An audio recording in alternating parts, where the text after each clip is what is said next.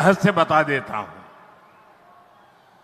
जब मैं गुजरात में नया नया मुख्यमंत्री बना तो मैं बाबू हैदराबाद में बैठ करके किस किस प्रकार के इनिशिएटिव ले रहे हैं उसका बड़ा बारीकी से अध्ययन करता था और मैं उसमें से बहुत कुछ सीखता था और उसे आज मुझे लागू करने का अवसर मिला है।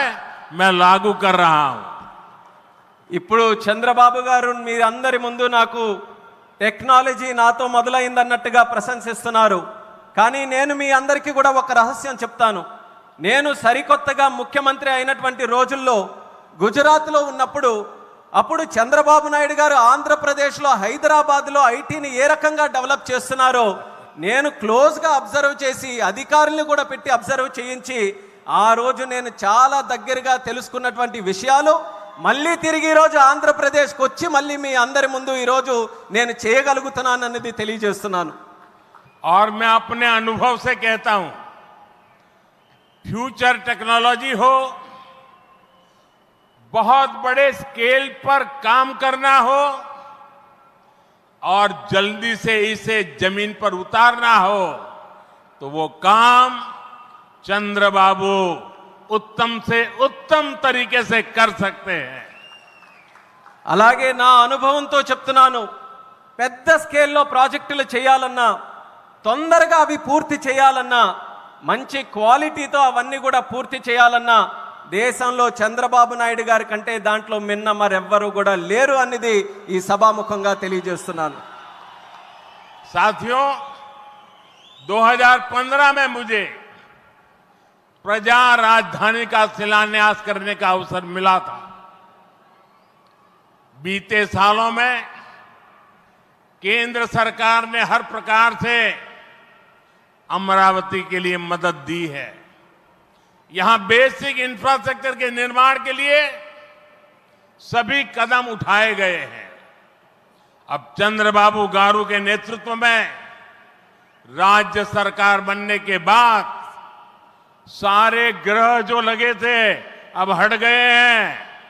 यहां विकास कार्यों में तेजी आ गई है. हाई कोर्ट, विधानसभा, सेक्रेटेरिएट, राजभवन ऐसी कई जरूरी बिल्डिंग बनाने के कामों को भी प्राथमिकता दी जा रही है. మిత్రులారా, 2015లో ప్రజల రాజధానిగా అమరావతికి నేను శంకుస్థాపన చేశాను. గత 10 ఏళ్లలో కేంద్ర ప్రభుత్వం అమరావతికి అన్ని రకాలుగా మద్దతుగా నిలిచింది. ఇక్కడ మౌలిక వసతుల నిర్మాణానికి అవసరమైన ప్రతి అడుగు కూడా వేసింది. ఇప్పుడు చంద్రబాబు నాయుడు గారి నాయకత్వంలో ప్రభుత్వం ఏర్పడిన తర్వాత అభివృద్ధి మరింత వేగంతో ముందుకు వెళ్తుంది. ఇక్కడ హైకోర్టు, అసెంబ్లీ, సచివాలయం, రాజ్భవన్ వంటి అవసరమైన నిర్మాణాలకు ప్రస్తుతం ప్రాధాన్యత ఇస్తుంది. साथियों, एनटीआर गारू ने विकसित आंध्र प्रदेश का सपना देखा था. हमें मिलकर अमरावती को, आंध्र प्रदेश को विकसित भारत का ग्रोथ इंजन बनाना है. हमें एनटीआर गारू का सपना पूरा करना है. चंद्रबाबू गारू, ब्रदर पवन कल्याण, इदी मनमू చెయ్యాలి, ఇది మనమే చెయ్యాలి. మిత్రులారా, ఎన్టీఆర్ గారు వికసిత్ ఆంధ్రప్రదేశ్ కోసం కలకన్నారు. మనమందరం కలిసి అమరావతి మరియు ఆంధ్రప్రదేశ్ని వికసిత భారతదేశానికి గ్రోత్ ఇంజిన్గా తయారు చేయాలి. మనం ఎన్టీఆర్ గారి కలల్ని నిజం చేయాలి. నారా చంద్రబాబు నాయుడు గారు అలాగే సోదరులు పవన్ కళ్యాణ్ గారు ఇది మనం చేయాలి, ఇది మనమే చేయాలి. साथियों, बीते 10 सालों में भारत ने देश में फिजिकल, डिजिटल और सोशल इंफ्रास्ट्रक्चर पर विशेष बल दिया है. भारत आज दुनिया के उन देशों में शामिल है जहां का इंफ्रास्ट्रक्चर तेज गति से आधुनिक हो रहा है. इसका फायदा आंध्र प्रदेश को भी मिल रहा है. आज भी रेल और रोड से जुड़े हजारों करोड़ के प्रोजेक्ट आंध्र प्रदेश को मिले हैं। మిత్రులారా, గత 10 ఏళ్లలో భారతదేశం ఫిజికల్, డిజిటల్ మరియు సోషల్ ఇన్ఫ్రాస్ట్రక్చర్ పై ప్రత్యేక దృష్టి సారించింది. ఇప్పుడు భారత్ ప్రపంచంలో అత్యంత వేగంగా మౌలిక వసతులు అభివృద్ధి చెందుతున్నటువంటి దేశాల్లో ఒకటిగా నిలిచింది. ఇది ఆంధ్రప్రదేశ్కు కూడా ప్రయోజనంగా మారబోతుంది. ఈ రోజు కూడా రైల్ మరియు రోడ్డు ప్రాజెక్టులలో రాష్ట్రానికి వేల కోట్ల రూపాయలు కేంద్రం తరపున అందించడం జరుగుతుంది. यहां आंध्र प्रदेश में कनेक्टिविटी का नया अध्याय लिखा जा रहा है। इन प्रोजेक्ट से एक जिले से दूसरे जिले की कनेक्टिविटी बढ़ेगी, आसपास के राज्यों से कनेक्टिविटी बेहतर होगी। इससे किसानों के लिए बड़े बाजार तक फसल पहुंचाना आसान होगा और उद्योगों के लिए भी सुविधा होगी। टूरिज्म सेक्टर को और तीर्थ यात्राओं को बल मिलेगा।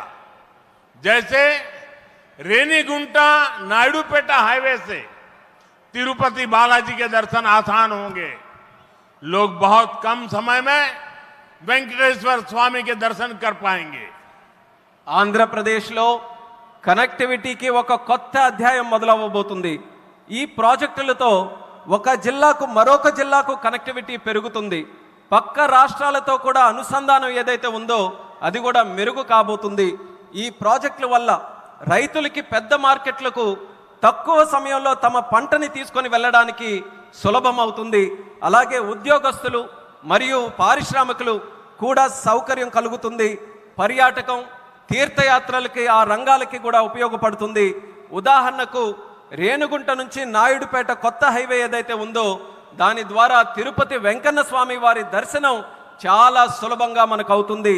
తక్కువ సమయంలో ప్రజలు ఆ స్వామి వారిని దర్శనం చేసుకొని ఆ అవకాశం పొందుతారని కూడా తెలియజేస్తున్నాను.